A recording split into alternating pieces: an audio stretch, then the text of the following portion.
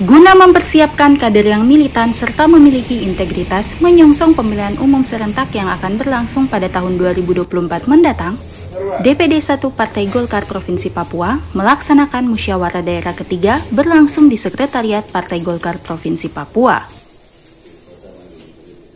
Musyawarah daerah ketiga ini dilakukan sejak Jumat 17 Juni 2022 menghadirkan DPD-DPD 2 dari wilayah Lapago dan dilanjutkan pada Senin 20 Juni 2024, pesertanya berasal dari DPD 2 Mamprang Raya.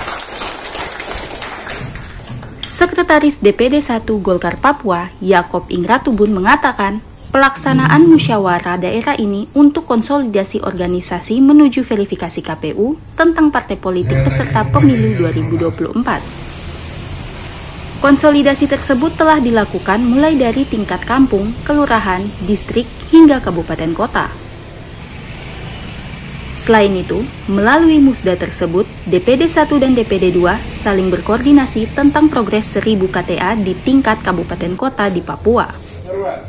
Menurut Ingratubun, terkait 1000 KTA ini sangat penting karena merupakan bagian penting dalam verifikasi faktual yang akan dilakukan oleh KPU.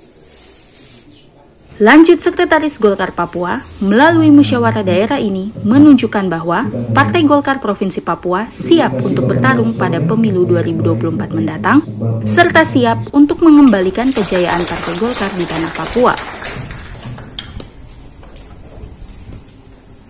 Partai Golkar di 29 kabupaten kota ini siap untuk mengikuti pemilu. Nah, konsekuensinya adalah bahwa ketika nanti tidak ada konsolidasi dan tidak ada persyaratan 1000 KTA, maka kabupaten yang bersangkutan dianggap tidak lolos dan tidak bisa mengikuti pemilu. Nah, itu sebabnya kenapa kita sedikit mempercepat, karena kita ingin menyelamatkan teman-teman di DPD 2 untuk mereka semua lolos dan menjadi peserta pemilu pada tahun 2024 nanti. Itu hal yang mendasar. Ya, hal yang kedua adalah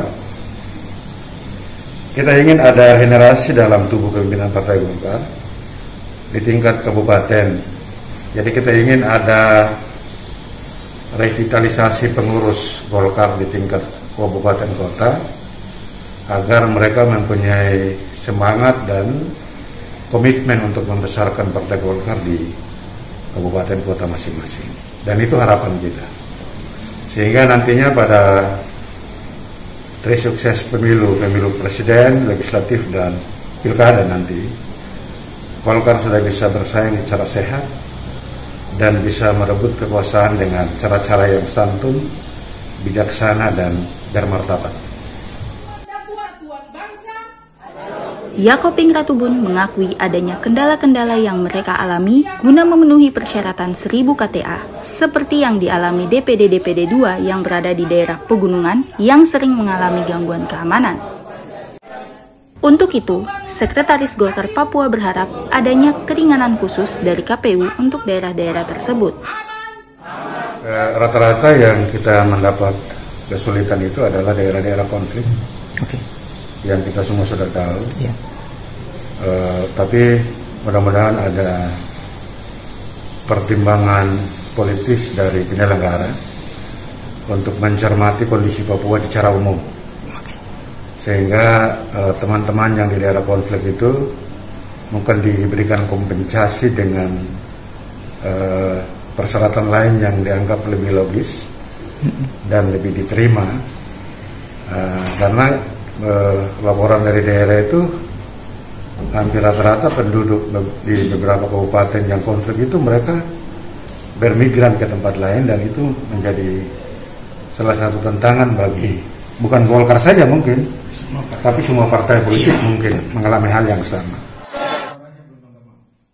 Pada pemilihan umum serentak yang akan berlangsung pada Februari 2024 mendatang, Partai Golkar Provinsi Papua siap untuk mengembalikan kejayaan Partai Golkar di tanah Papua yang pernah terjadi beberapa tahun silam.